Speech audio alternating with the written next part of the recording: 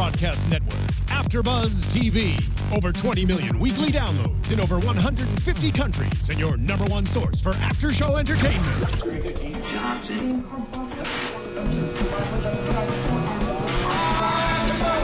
AFTERBUZZ TV, the destination for TV superfans. Producing after-shows for over 300 of your favorite TV shows. Interviewing celebrities and showrunners. And bringing you behind-the-scenes exclusives. All thanks to E! Entertainment's Maria Menounos, producer Kevin Undergaro, and internet leader Akamai. Now, let the buzz begin!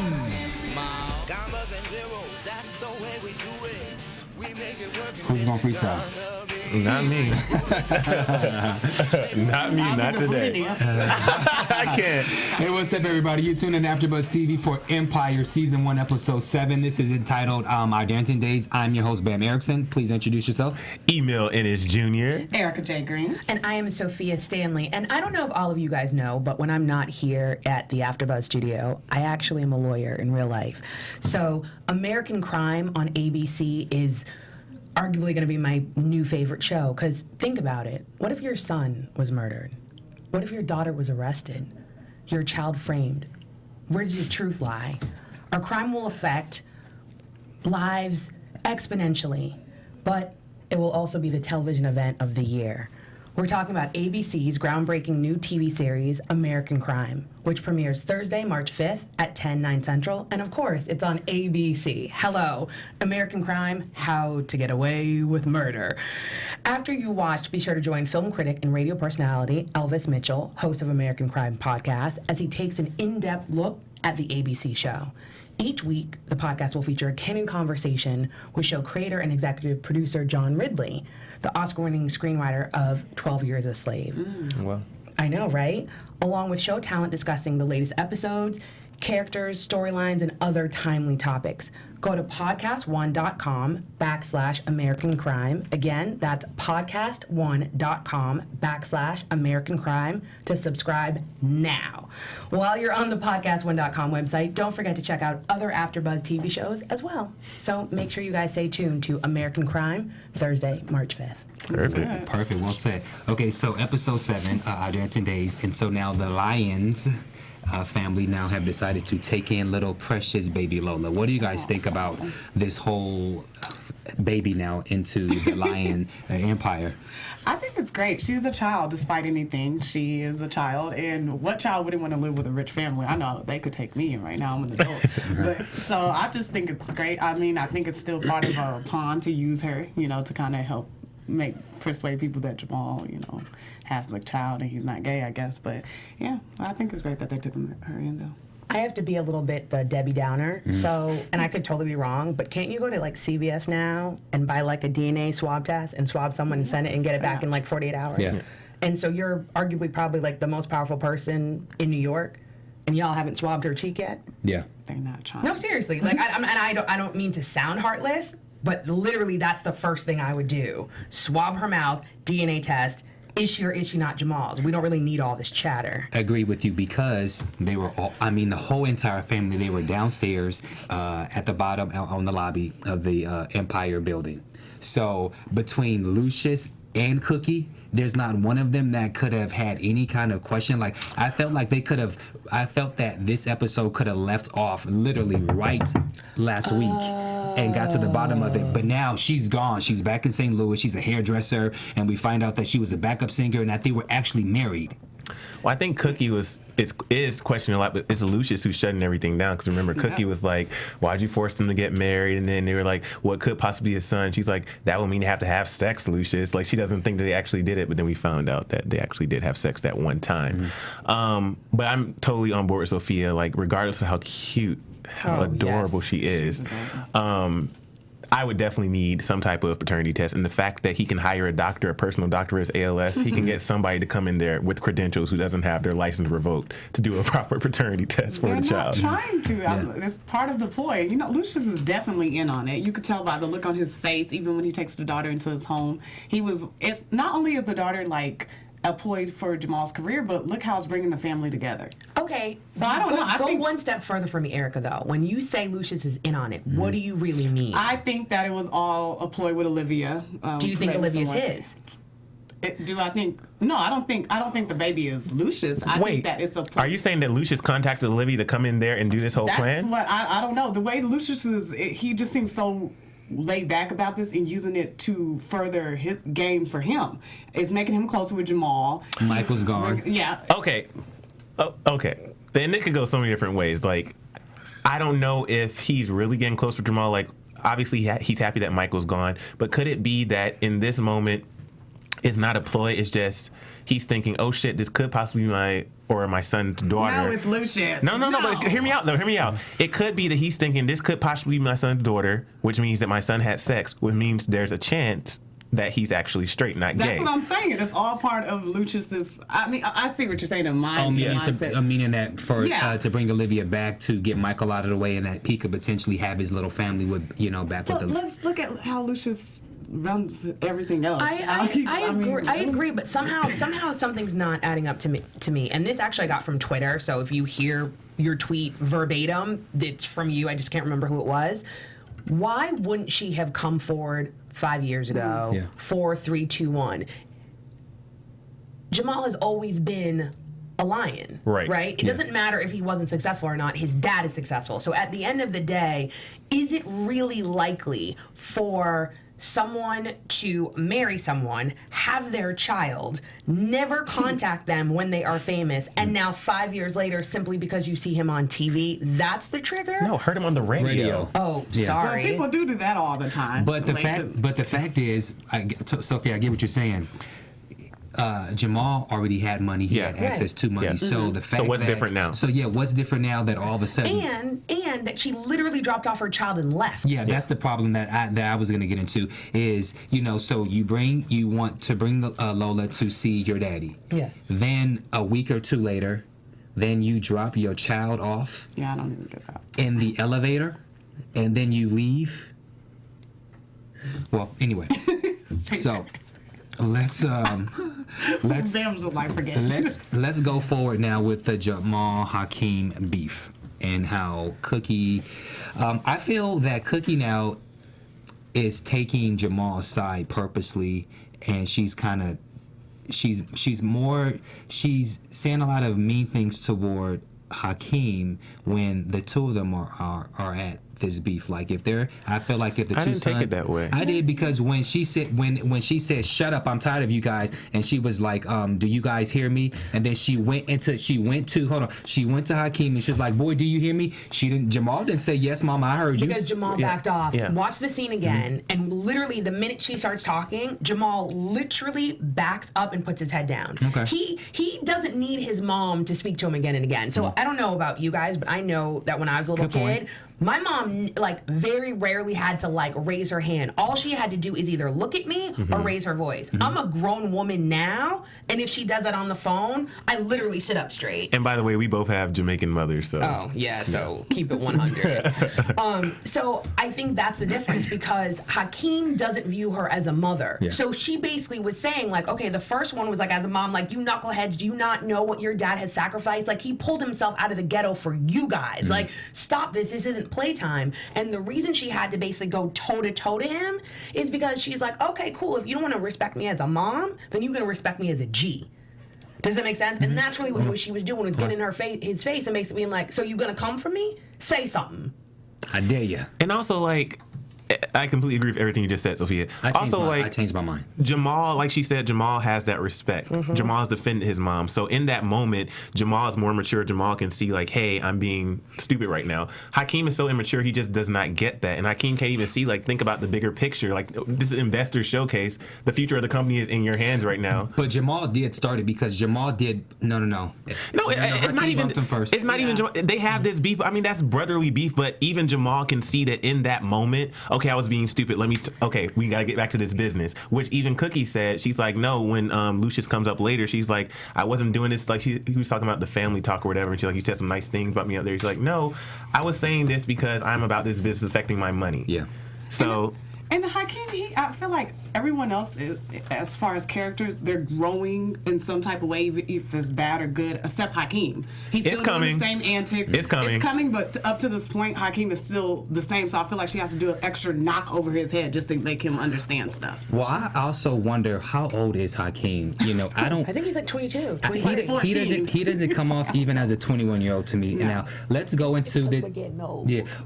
Well, there's just a lot of childlike ways about him, and now let's go to Hakeem and this whole Camilla situation. And that's a perfect segue to acting childish. But So first of all, he- again, can I just bow down again to Miss Naomi Campbell?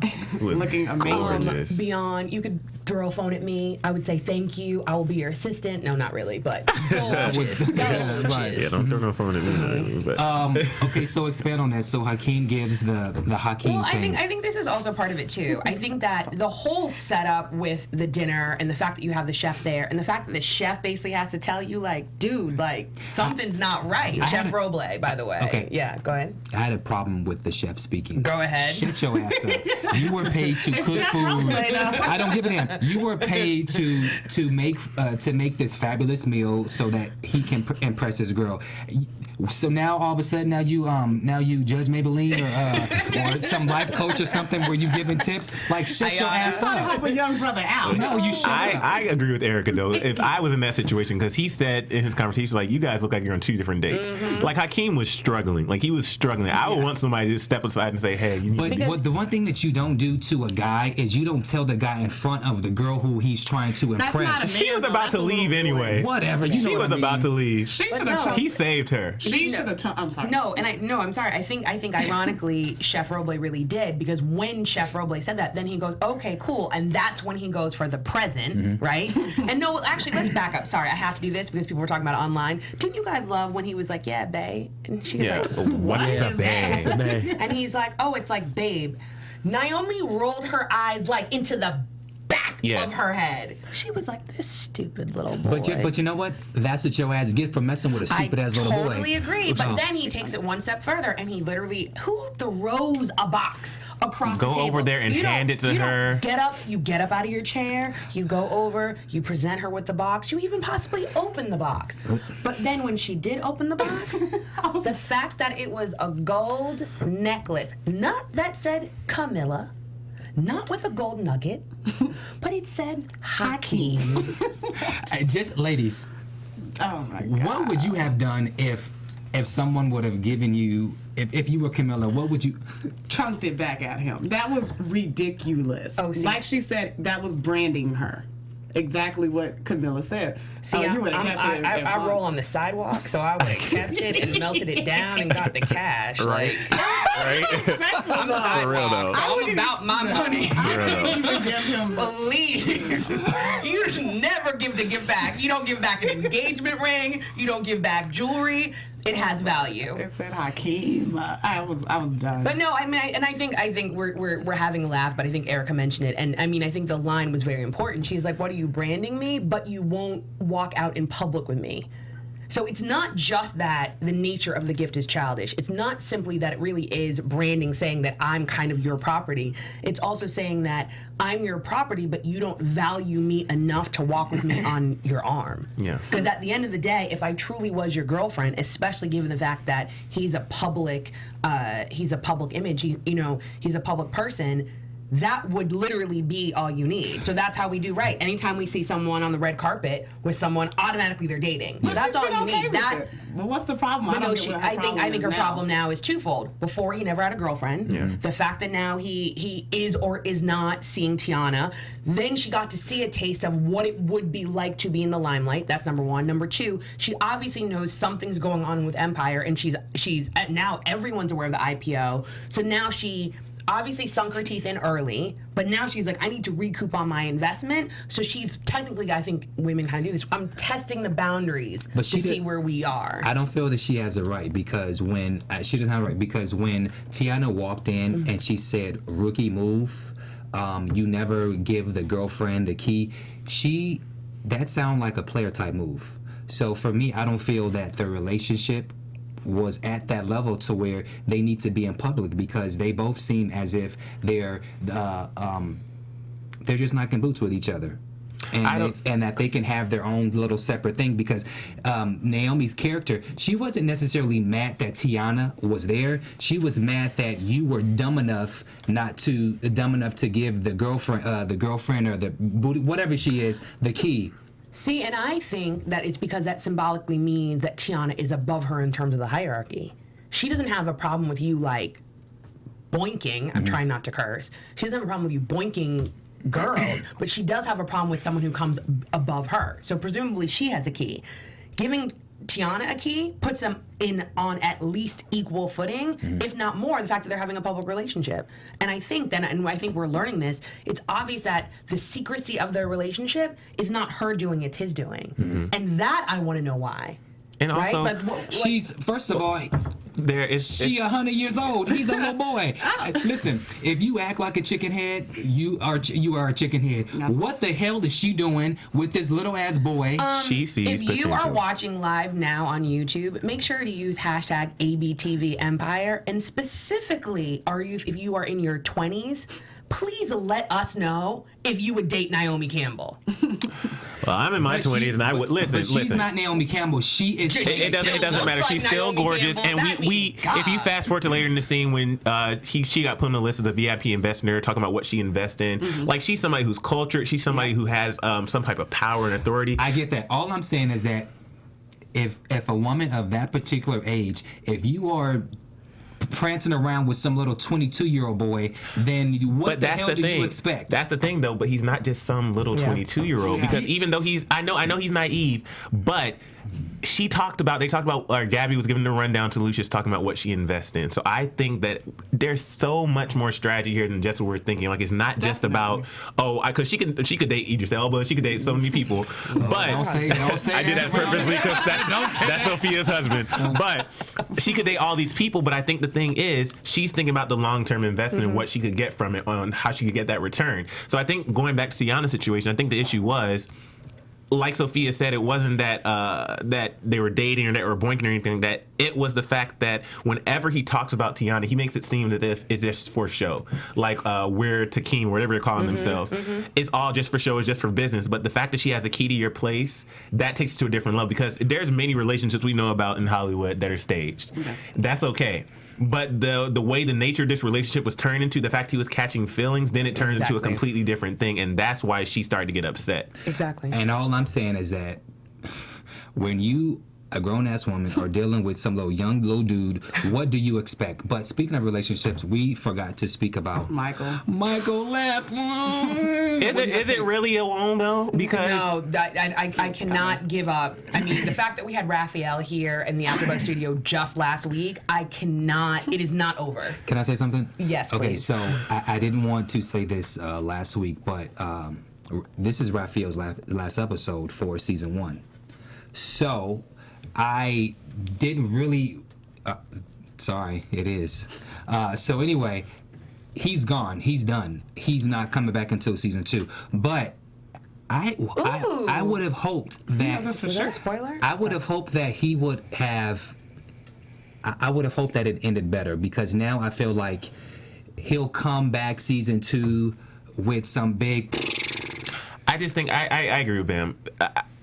I just need there to be more closure, because I don't understand. Cause I understand they were going through the rough patch, but he got upset because, and we kind of glossed over this last week, but he got upset because, I was about to say Lucious, Jamal did not claim him like he should have on it, or he said there's nobody special, those things. That's something that you talk about. That's something that wasn't all. But what else was it? Oh, the baby coming in? No, he knew that he was on his way out, and he wanted to make an exit before he was put out. He knew that Jamal's life was going somewhere else. I don't see that, though, but here's the thing though. If you think you're on the way out, step your ass up. Do what you can to step up in that relationship. He didn't want to put the fight up. But you know what? This is my thing.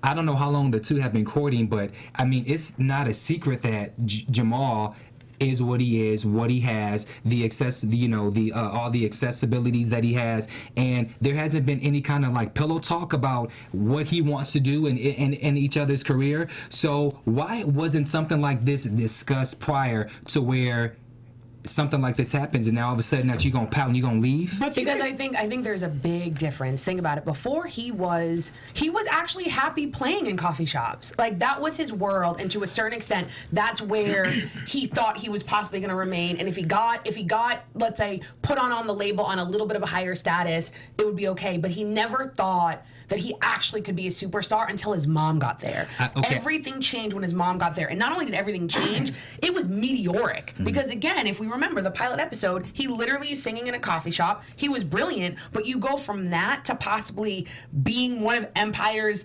leading headlining artists, replacing Elle?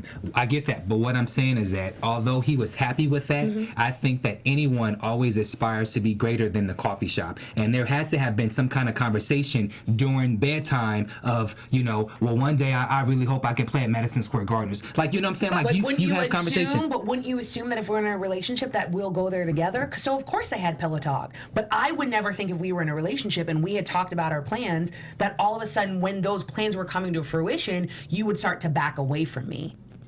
That's what they didn't discuss. They didn't discuss that, number one. And most importantly, because I presume that Michael probably is out in his life. They've never, I don't think, got to the point where they discussed Jamal being out in his life, because on some levels he never had to, because he wasn't a celebrity. He was really just an artist, and yes, he was a famous person's son, but in his own right, he wasn't a celebrity, in the same way that a couple episodes ago, the reporter didn't even know Hakeem's name. They know Lucious's name. Like, for instance, I don't know Puffy's kid's name. I mean, we know Blue Ivy, but that's like an anomaly. You know what I mean? But Justin and Quincy. Oh, well, there you go. But no, Well, doesn't he have daughters? Yeah, What are the daughters' the names? triplets are twins, yeah. No, I don't know. That's my point. I You see know him what on mean? Instagram. And I think that Erica's point, and jump in whenever you want to, I think it's true. I think Michael had to leave before he was put out so that he could leave on his own terms, as well as the fact that I think he was making one last-ditch effort. When he said, I love you, but you're in love with your music, you don't have room for anything else, that was theoretically Jamal's moment to basically say, no, I love you too. I love you just the same. I can make room, or I love you more, or whatever it was. The fact that he didn't, and that's why there was such a somber look on Jamal's face, because Jamal knew he was speaking the truth. And he really doesn't have room in his heart for something else. And ironically, I don't think he should be admonished for that. I don't think there's anything wrong with there being something inside you that you possibly love more than another person. Well, I'm sad to see him go for now, mean, but me too. I wish that Jamal could have said something to fix the situation to where there's some kind of understanding rather than him just pack his bags. Yeah, or they could take like a quick break or a break for a period of time or something. I don't believe in breaks. I don't think he was. That's why we have all those on break babies. Well, all right. So now let's go forward now. The investor showcase. Where do we start? Let's start with Boo Boo Kitty and Elle. I was just mad. Like, I'm sorry, I was just mad because on this show, I think the reason why this show connects so much is because so many of the characters, okay, I'm not gonna say it. So many of the characters, they feel authentic. Okay, Exactly. so when we're watching these characters, it's not like we're watching characters like, okay, that's Elle, that's Boo or Anika, that's Cookie. Like, we're not saying on some shows you watch a show and you're like, oh, that's so and so, that's so and so. But we actually feel like this person is somebody that could step into this room right now and be here with us, sitting here talking with us. So when we're watching these characters, we get truly invested. So for me, after last week when we saw how Elle made that comeback, how Cookie literally dragged her from the ground up, took her off the drugs, like got her in the studio, had that battle with her to get her back, and how excited Elle was when she walked in, like she has the press, she's doing her thing on the carpet and stuff. She walks into the building excited. She's like, I'm not going to let you down, Cookie. The fact that Anika had to play that move in order for her to try to beat Cookie out again, it pissed me off. It was so premeditated. And she just carries poison around with her in her purse like that. I didn't even understand that, because that could have been a big moment for Empire too.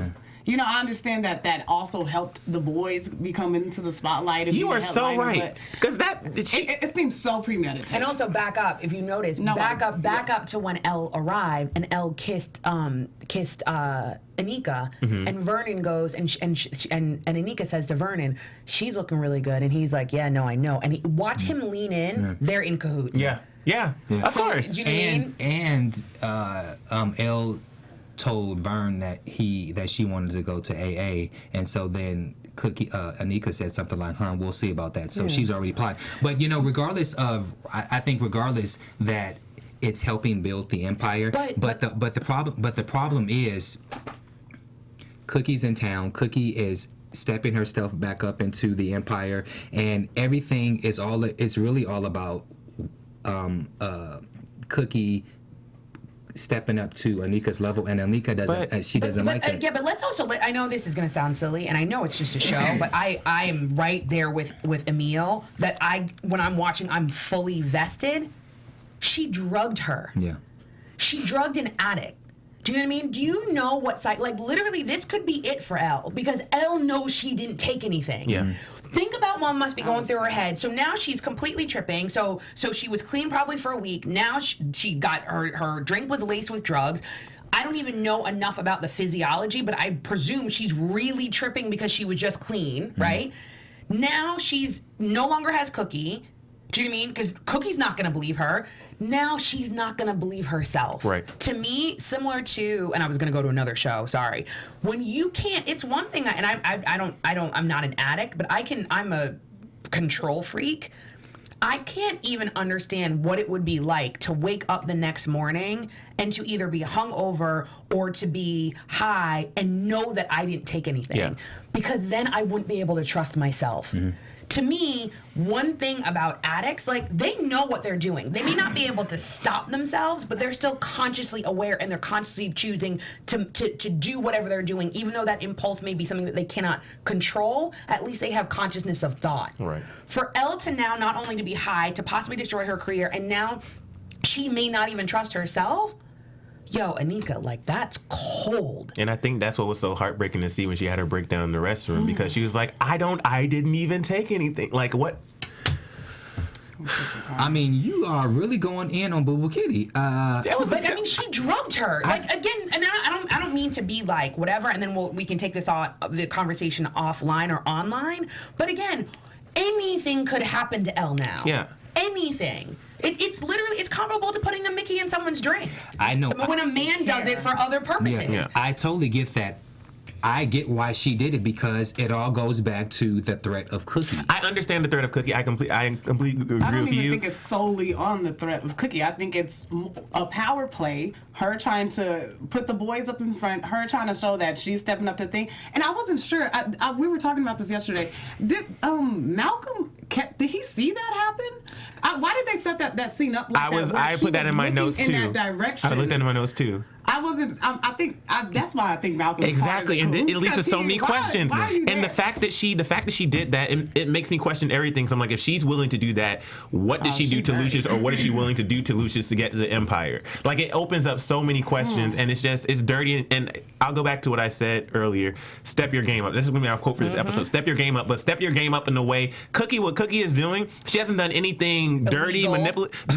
Besides the drug money back in the day. But ever since she's come out, she's been Cookie. She's been doing what she needs to do. She's been using her talent, her natural skill to make things happen. So basically, Cookie is now, or not Cookie, Anika is saying, I can't compete with her, so I'm going to have to resort to illegal measures, and I'm going to have a team behind me like Vernon and possibly Malcolm to take this empire down, even though it hurts Lucious too.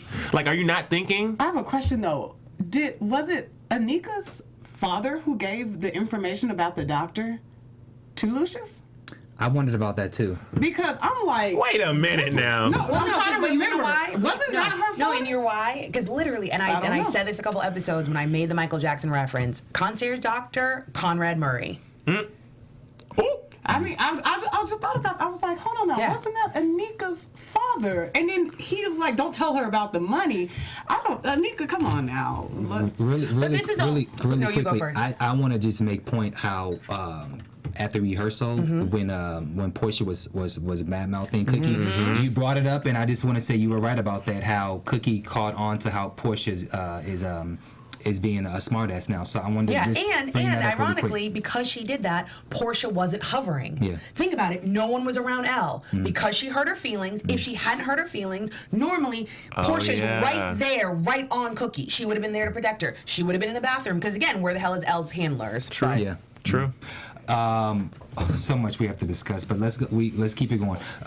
So now, what did you guys think about the actual investors event? What did you guys think about first the performance? I thought that I thought the performance was great, but I didn't like Jamal's vocals. I only liked Hakeem's. I liked the song. Yeah. I thought that they were. I thought it was. I mean, it's not my favorite. I'm not gonna lie, it wasn't my favorite, but I thought it was hot. I like the MTV throwback. Like, Yeah, I thought I liked that. I like all that. And I think also too, and I would presume, just given the high caliber of cast and crew that they have, and we've been to several events. The fact that we live in Hollywood, I think it's also you're playing to your audience.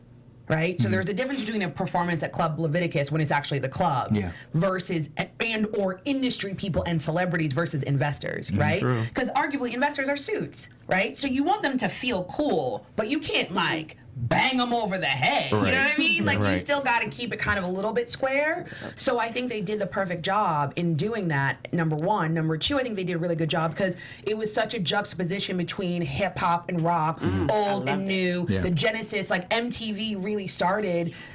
I mean, like videos, but not only videos. I think that's when music changed because when it's one thing when things are just sound, but that visual aspect of it, you're selling something, you're selling a lifestyle. So I think that's what they were strategically trying to do. They were trying to sell a lifestyle And that they could understand. And I think they totally nailed it. I just didn't like I didn't like the way he sounded. Okay. Just Yeah. a What was- preference. What was the meaning of the setup of their performance? Like with the TVs, with the no microwave and the no. because of the lyrics. Yeah, the 'Cause lyrics. And that literally, I'm like, oh, I'm like now I'm feeling old because that's literally from the original video of the cover that they were doing.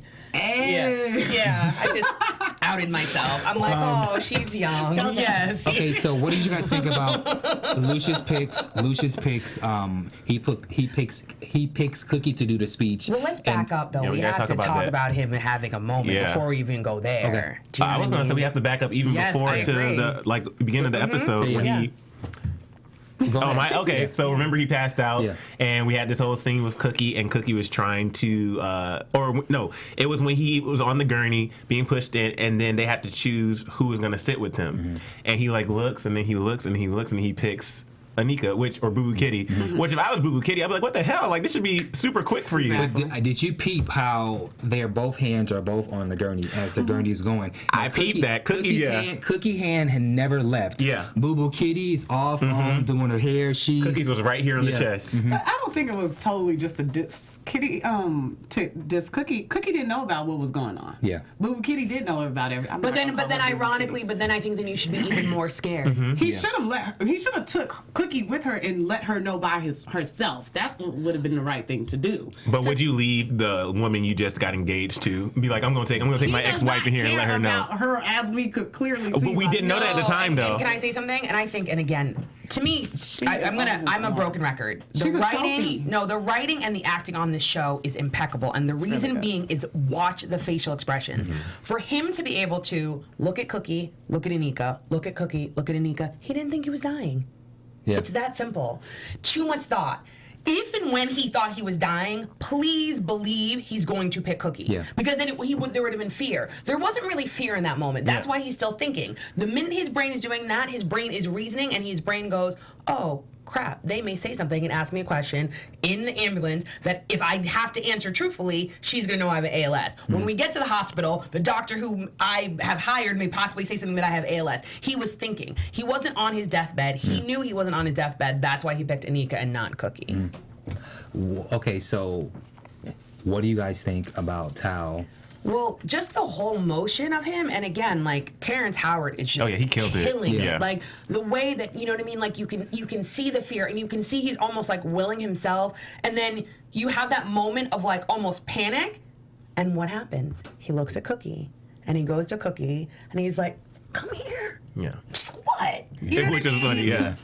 Which is so authentic, but then she comes and he basically tells her, he's like, I can't talk, blah, blah, blah. Then she gets everyone else. So again, I think that's telling because to me, there he felt fear. When you pass out and wake up, you kind of think everything's okay. I know that sounds silly because you don't actually realize you passed out. Yeah. So you're unaware of what just happened.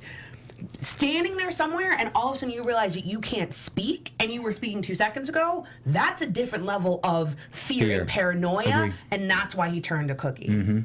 And now Andre feels that he should go make the speech. Boo Boo Kitty feels that she can do it because she wrote it. And that was that whole scene showed everything. It showed everything about every single character in that room because every single person was so worried about who was going to make the speech. Andre's worried about the IPO. Cookie or Anika, like you said, she wrote the speech. Oh, I should say it. Cookie was the only person worried about Lucious's health. And the only person. Yeah. She was right there by his side, right there making sure he's okay, because it doesn't matter about the investors right now.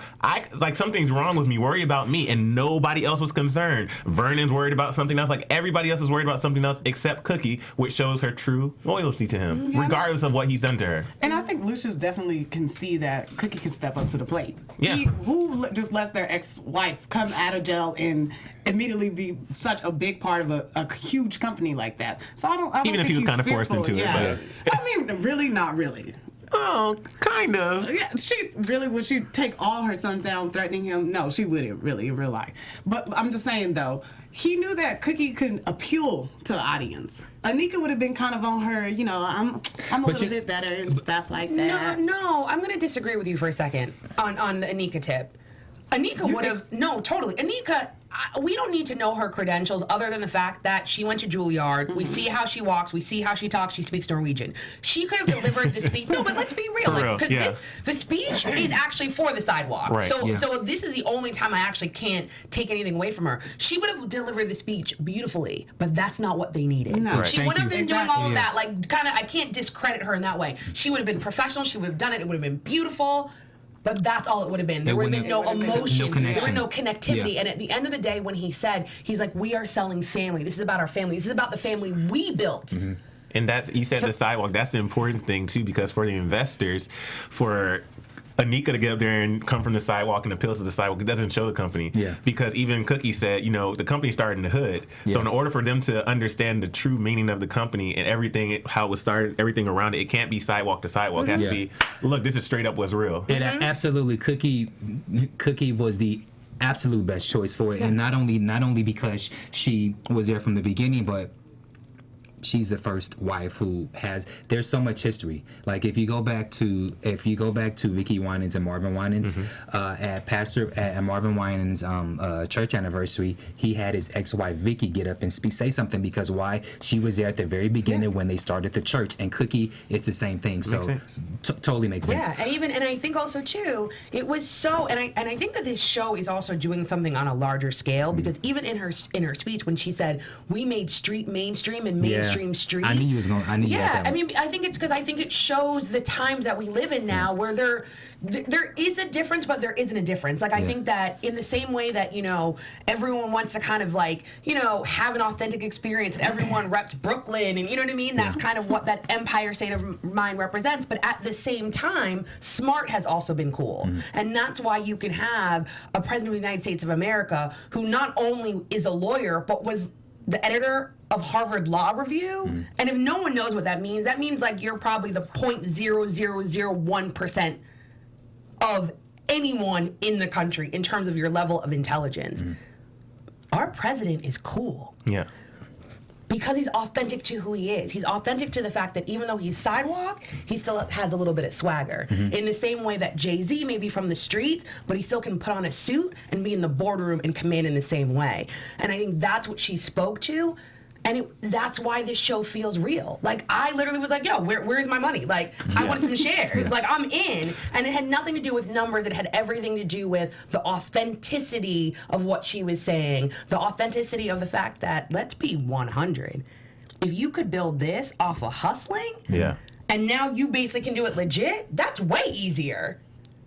What do you guys think about when the speech is made? Lucious then sitting next to his wife says, I love... Oh yeah, the Hercules cut. I love you, Cookie. And Anika is like, did you just say... What did you guys think about that? Anika's body language, Shanice said it all. The way she... I mean, any woman would be, or any person in a relationship that just got engaged would be threatened by that. That's your ex-wife. However, I'm going to take a different approach too, though. Like for somebody to say, I love you, I don't think she has any denial that he ever fell out of love with her. I think that as far as the marriage goes, that dissolved, but the love never dissolved. So for him to say I love you, I don't think she could take it two ways. She could either say I'm going to be threatened by this and that means that I need to be worried, or she can say, okay, she did a great job, she did what she needed to do. I can see how he's starting to think about old feelings and old whatever because she's talking about the good times in the speech. But I don't know if, obviously she doesn't know the gravity of the situation. And I think she did. And the reason being is he didn't say, like, I love you, Cookie. He said, like, I love you, Cookie. Like, down here in a different register, in a way like nobody else was in the room. Like, nobody was clapping. Like, he was just like, that's my woman. And he was like, I love you, Cookie. Like, that means, like, his whole body, he adores her. Yeah. And literally, like, there is no way that Anika has not been noticing that energy. He doesn't just love her. He's always looking at Cookie. He's always smiling. Even when he gets angry, it's because he's always looking at her. He's always looking, where is she in the room? And Anika not only, I mean, there was one point when he was clapping, her arms was folded and she looked at him, and then when he looked at her, then she turned right back around. So like she is completely aware of what's going on. Completely. And also too, and this is, I think, and we talked about this earlier on the first elevator scene with that rapper 44 or whatever his name is. To me, any woman who, to me, I like, let me do this really quick. They were married. They weren't just dating. They were married and they had 3 sons. To me, Anika, from the minute she came back, should have had a conversation with Lucious. Oh, yeah. Because she came out early. Yeah. They originally divorced because she was supposed to go away for 30 years. That would possibly, you know what I mean? They would have been in their late 50s, 60s, blah, blah, blah. His life had to move on. Now, all of a sudden, the woman that you were married to and had 3 sons by is back. You don't question as a woman whether or not there's still love there. And not only that, but after she should have had the conversation with Lucious, then she should have the conversation with Cookie versus having that Exactly. silly Exactly. woman-on-woman kind of Yeah. conversation. They should have did And that. if she hadn't had the conversation by this point, she should have definitely had it after she showed Cookie's cakes at dinner. Because after you saw those cakes, you know he's thinking about constantly. Continue. Due to time, We have to do the last. We have to do the last scene. Well, yeah, there's 2 things we got to do. We need to get your thoughts on them knocking boots in bed. Sum that up. Let us know what you guys think, and then we need to move to Andre situation. So, Erica, what did you think about the final? It was about time. I mean, it was bound to happen. I think I've seen a couple of comments on Twitter and on YouTube. Everyone knew it was coming, so I didn't know it was going to come this early, though. Yeah, I was a little surprised how soon it came. Maybe at the end of. She was surprised by how soon it came.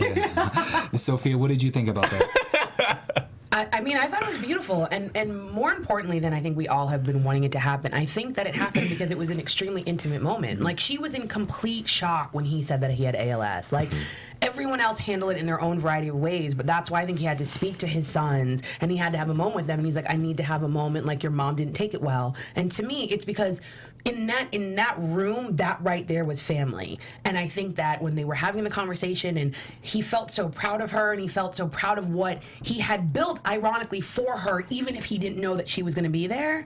And then the way he asked her to dance, and Lucious I mean, took advantage of a wait, let me have a moment. Like, He asked her to dance to his song that he wrote for her, versus you fly in someone who obviously is on your record label, who's under contract to sing some song on a piano to your whoever. No, he played the song that he wrote for her. Let me just agree with you. He's playing her. That's really good. Stop it. That's good. Yeah. Emile, what did you think?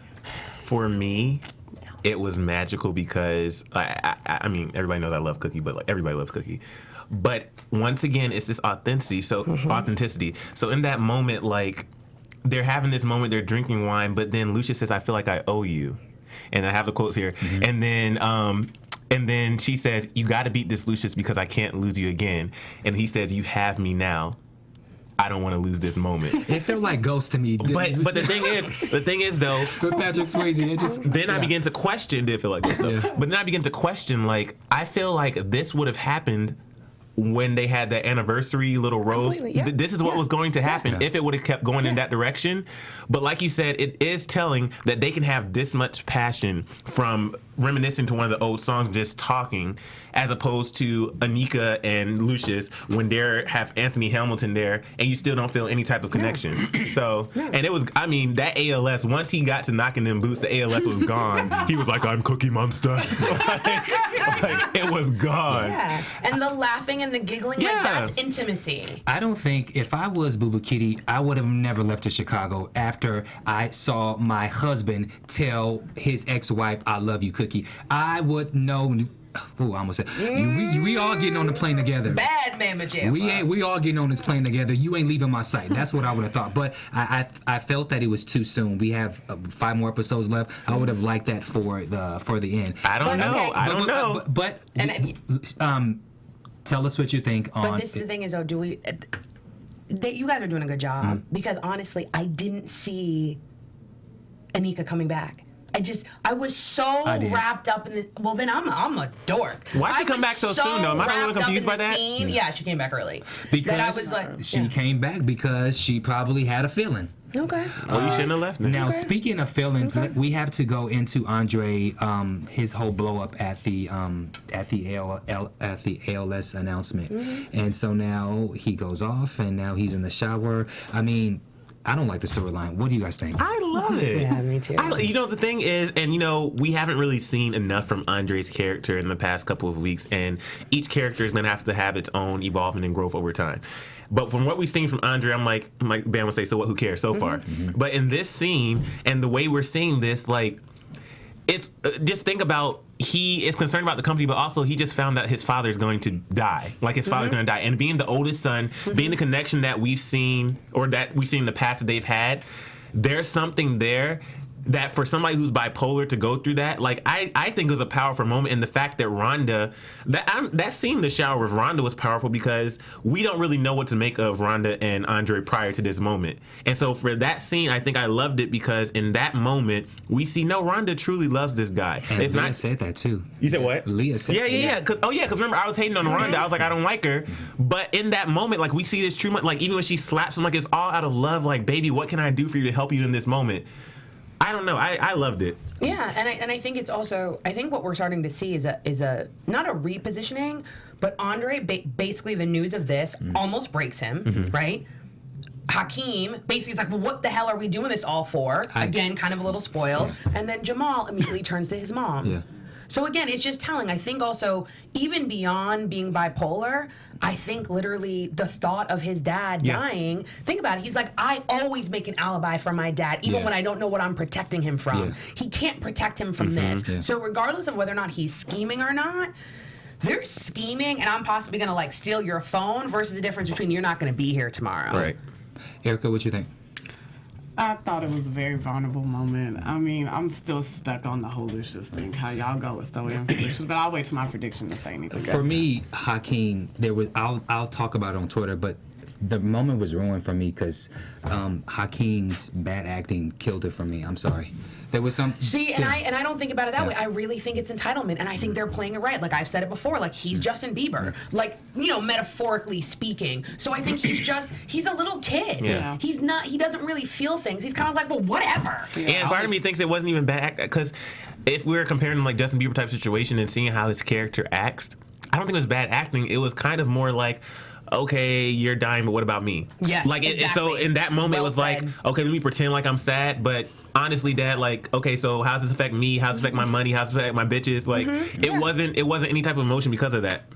Well, I'll explain more why I feel that way, but we are out of time, and so we will leave out on letting everyone know where you could be found on social media. Erica J. Green on Facebook, Twitter, all that good stuff. All social media at Sofia Stanley. At Emile Ennis Jr, Chase Malay on YouTube, and bestin.social. And you can find me on all social media at Bamm Ericsen. We will tweet our predictions at ABTV Empire. We want to thank you. As YouTube. Oh, on YouTube. So we want to thank you guys for tuning in next week. You don't want to miss because it's going to be really good next week. So we want to thank you guys for tuning in to AfterBuzz TV for Empire, and we will see you guys next week. Bye-bye.